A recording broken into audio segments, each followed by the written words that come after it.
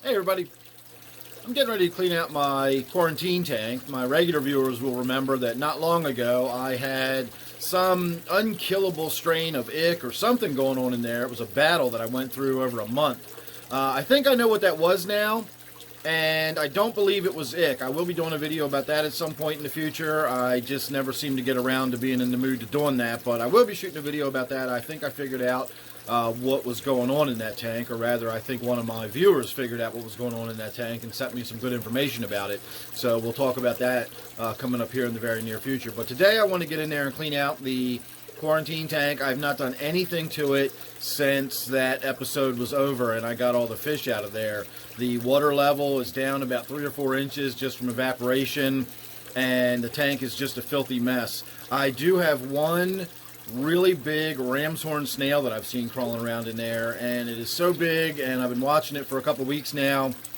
I think I'm probably going to keep it as a pet. I'm going to pull it out of there and put it in a different tank, or perhaps I'll put it back in this tank once I get it cleaned out. But today we're going to do a before and after look at my quarantine tank, and I'm just going to show you what a really, really nasty, neglected, filthy tank looks like, because this one truly does need to be really cleaned up before I ever thought about putting any fish in there again. And I'm going to take all the gravel and substrate out of it and whatnot. We're going to really revamp my quarantine tank. So get ready to have a look at a really nasty tank, and then we'll see what it looks like once I get it all cleaned up.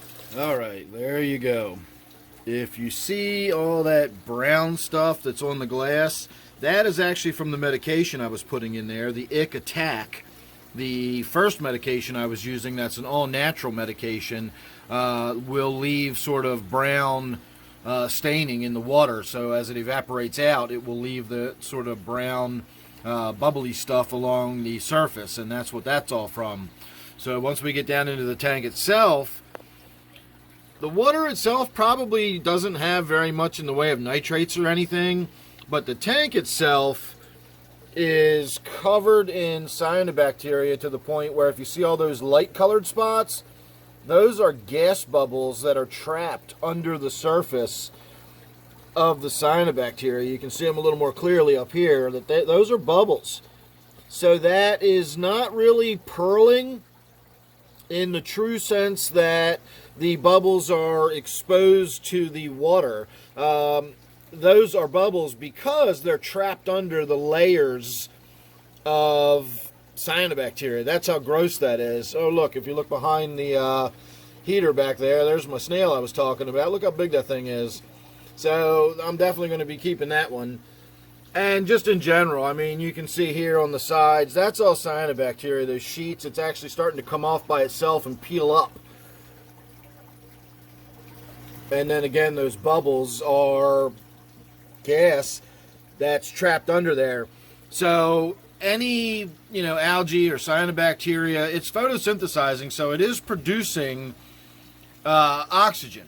It is breaking down the carbon dioxide, it is releasing oxygen, but you will only get true pearling when the oxygen in the tank is so high that it can't go anywhere, and it begins to just collect in bubbles. You've got oxygen saturation in your water at that point. That's not what's happening here. Again, this is not true pearling.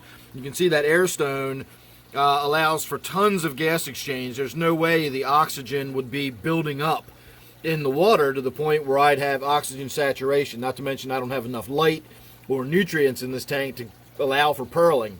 So that is just over time, that oxygen can't go anywhere. It just builds up and builds up underneath this mat of stuff.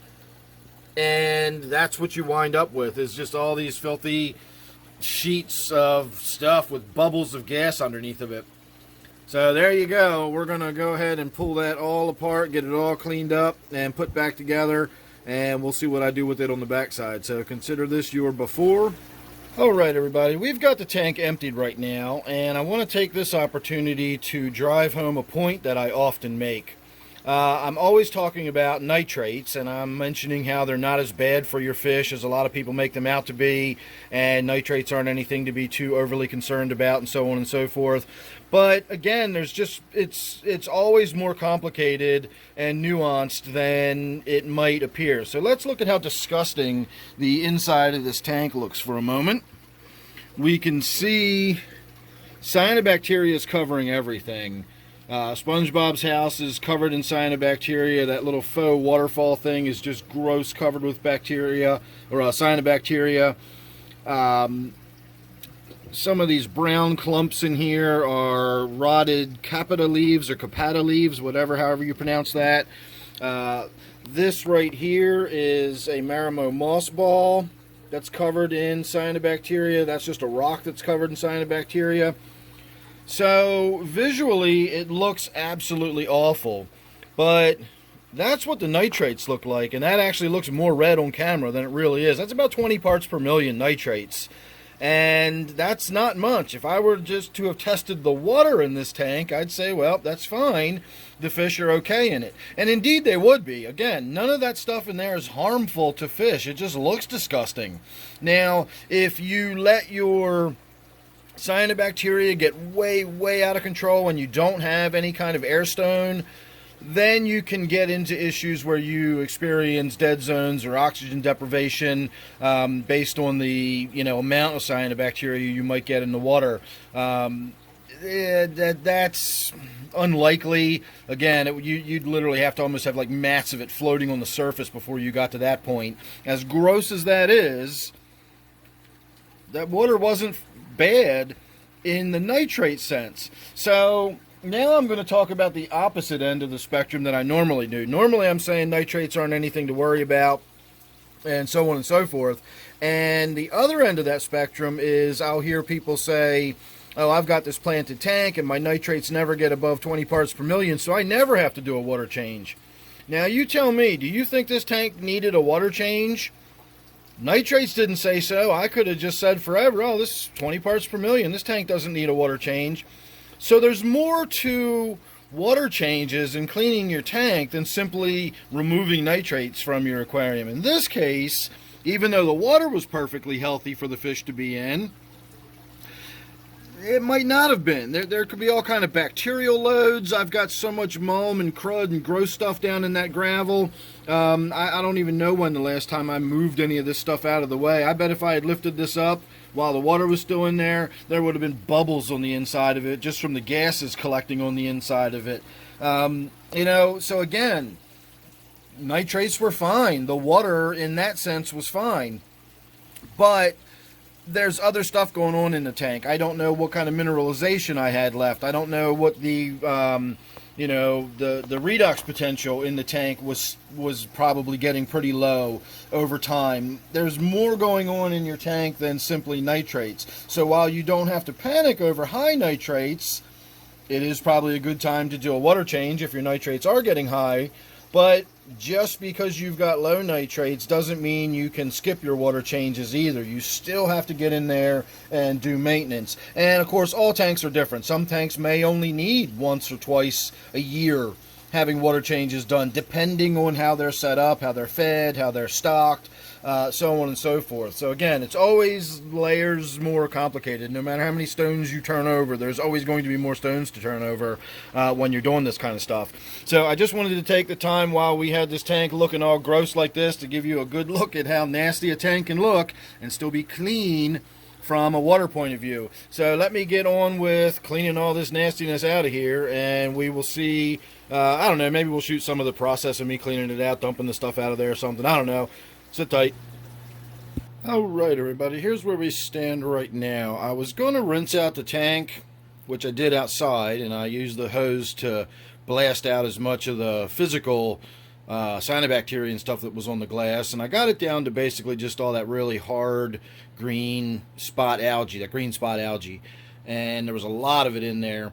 I was going to fill the tank up and just let it either soak with bleach or hydrogen peroxide, but I decided that I can think of better things to do with my bleach and hydrogen peroxide right now. So what I opted for was my good old melamine sponges. This is sold as a magic eraser, but you can buy them simply as generic melamine sponges. And what I do is I take a razor and I cut one of those sponges into thin slices, and I can get 10 of them out of one of these. And as I've said before, I buy them by the 48 pack for $10, so I get a lot of sponges. And what I did was get in there, and it took me 5 of them, and that's how disgusting they look, and that's both sides. But I got the bulk of the physical stuff out of there. I got the glass all cleaned down. As much as it pains me to do it, I'm probably going to get rid of my old Darth Vader back there. It's been there for years and years now. One of the fun, whimsical things I set up. If you'll notice, there's sort of a starry background behind him. This tank used to be set up a lot different on the inside as well, so it made a little more sense with Darth Vader being back there. So that's probably going to come out. I guess its day is done. Maybe I'll wash the cloth and put it back up. Maybe I can always print out a new Vader face or something like that. I don't know. We'll see what happens with that. It'll be a sad day for me when I have to pull that out of there, which, you know, is going to be in a couple of minutes probably. But once the tank has been re-rinsed and I get all that algae water out of there, I'm basically just going to let it dry out for a little while, wipe it down with some dry paper towels, and then refill it and get it going again. Again, there was nothing in there that was dangerous or harmful. I don't need to sterilize the tank. I'm just going to refill it with water and get the cycle started again, because I'm going to clean out the filter and everything and get that all stripped out. So give me a minute and we'll see you back over where we're set up. Alright everybody, there is the final product. So I put a couple of eggshells in there. Actually that's one eggshell, both halves of it. Just because the snail right there probably has a very, very soft shell. I handled it very gently just in case. Again, my water's so soft, there's just no calcium in there for the snails to develop any kind of rigidity to their shells. So the calcium from the eggshells will help. No, I did not get the membrane out of the eggs. I'm not worried about that. I did give them a good rinse and got all the egg stuff out of there, but the membranes are still in there. As you can see, I didn't do a perfect job on the glass. I don't know if it's really coming out, but you can see a couple spots here and there, especially if we look down here into the corners. You can see where I didn't get all of the green spot algae. I didn't want to wipe on that silicone too hard, so I just did a basic job. Got the tank filled back up. As far as the filter, I did not sterilize it. I did wash out the filter housing and the intake tube with really, really hot water. But the biosponge only got a good thorough rinsing with cold water, and then I put a new filter pad in there. So the filter pad is going to... Princess Sassafras coming over to see what I'm doing. The filter pad will keep any little bit of detritus or anything out of the tank. With the bare bottom now, it'll swirl around very easily and get caught up in that filter pad. And then, of course, the biosponge being cleaned off but not sterilized probably already has enough bacteria on it to handle whatever tiny, tiny little bioload this little one snail in there by itself is going to be producing at the moment. I will be dropping either a tiny little bit of fish food in there, or more likely it'll just be a little chunk of an algae wafer, and that'll be something for that snail to eat. In the meantime, I don't really have anything to do for the next several weeks except sit back and do nothing anyway, so letting this tank just sort of reestablish and cycle back in, and maybe if I get some guppy babies or something like that, I can, you know, get a couple of little fish going on in here just to keep a little bit of a established cycle going on. But there you go, that's my quarantine tank. Looks a whole lot different than it did this morning when we started. So thanks for watching this one. Make sure you're subscribed, and I will see you real soon in the next one.